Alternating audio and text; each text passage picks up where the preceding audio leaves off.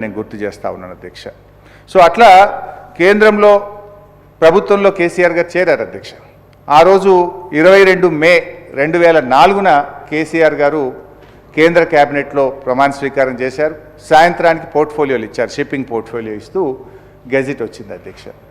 తర్వాత అదే రోజు రాత్రి డిఎంకే మేము వెళ్ళిపోతాం యూపీఏ నుంచి, మాకు షిప్పింగ్ కావాల్సిందే అంటే స్వయంగా మళ్ళీ కేసీఆర్ గారు మన్మోహన్ సింగ్ గారి దగ్గరికి, ప్రణబ్ ముఖర్జీ గారి దగ్గరికి, సోనియా గాంధీ గారి దగ్గరికి వెళ్ళి అసలు నేను మంత్రి పదవి వద్దన్నా కానీ మీరు చేరమంటే మీ గౌరవంతో నేను క్యాబినెట్లో చేరాము, ఈ పోర్ట్ఫోలియో వాళ్ళకి ఇవ్వండి, నాకు యూపీఏ ప్రభుత్వం నిలబడడం ముఖ్యం, తెలంగాణ రాష్ట్రం ఏర్పడడం ముఖ్యమని చెప్పి తనకు తానుగా వెళ్ళి మన్మోహన్ సింగ్ గారికి వారు స్వయంగా చెప్పినటువంటి విషయాన్ని గుర్తు చేస్తూ ఉన్నాను అధ్యక్ష.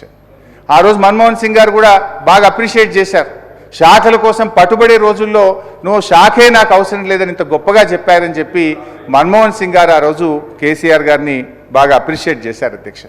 ఇక్కడ ఒక విషయం కూడా గుర్తు చేస్తున్న అధ్యక్ష, అంటే తన శాఖను 3 రోజుల్లోనే 22 మే 2004లో షిప్పింగ్ పోర్ట్ఫోలియో వస్తే 25 మే 2004 నాడు శాఖను తిరిగి ఇచ్చి 6 నెలల పాటు అధ్యక్ష, అంటే 27 నవంబర్ 2004 వరకు శాఖ లేని మంత్రిగా డాక్టర్ మన్మోహన్ సింగ్ గారి క్యాబినెట్లో కేసీఆర్ గారు పనిచేశారు అధ్యక్ష.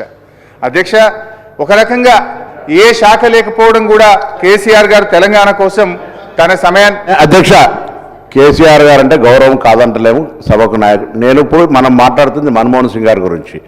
సభలో పోర్ట్ఫోలియో లేదా, లేకపోతే ఇంకేం జరుగుతుంది, లేకపోతే మీ యూపీ అగ్రిమెంట్ ఏంది, ఏం జరిగింది, కామన్ మినిమం ప్రోగ్రామ్, దళిత ముఖ్యమంత్రి, ఇవన్నీ చర్చ ఇప్పుడు ఇది సందర్భం కాదు కదా అధ్యక్ష.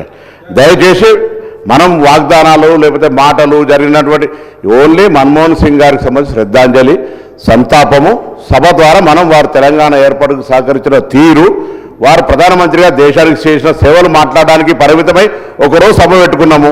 దీంట్లో మేము నిజంగా చెప్తున్నా, ముందు మా గౌరవ ముఖ్యమంత్రి గారు మనం మాట్లాడుకున్నట్టు ఆనాడు వారితో 5 సంవత్సరాలు పార్లమెంట్లో పనిచేసే వాళ్ళం కూడా మేము 5-5 నిమిషాలు తొందరగా మాట్లాడి ఎందుకు అందరూ మాట్లాడాలనుకున్నాం. మీరు ఎక్కడెక్కడో సబ్జెక్ట్ డిబేట్ అయిపోయేదే మాట్లాడితే ఎట్లా అధ్యక్ష? మీరు దయచేసి ఇవన్నీ కూడా అనవసర సబ్జెక్టు కాకుండా వారు సీనియర్ శాసనసభ్యులతో మహేశ్వర గారు మాట్లాడుతుంటే పక్కకేదో చెప్తా ఉన్నాడు. ఇవన్నీ జయశంకర్ గారికి ఏం గౌరవం దొరికింది, దేశీని మల్లయ్యకి ఏం గౌరవం దొరికింది, లేకపోతే పక్కన నరేంద్రకి ఏం దొరికింది, కొండ లక్ష్మణ్ బాబుజీకి ఏం దొరికింది అడుగుతున్నాం అధ్యక్ష. ఇప్పుడు అవన్నీ అవసరం లేదు అధ్యక్ష.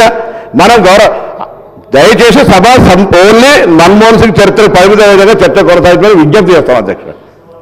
గౌరవ హరీష్ రావు గారు.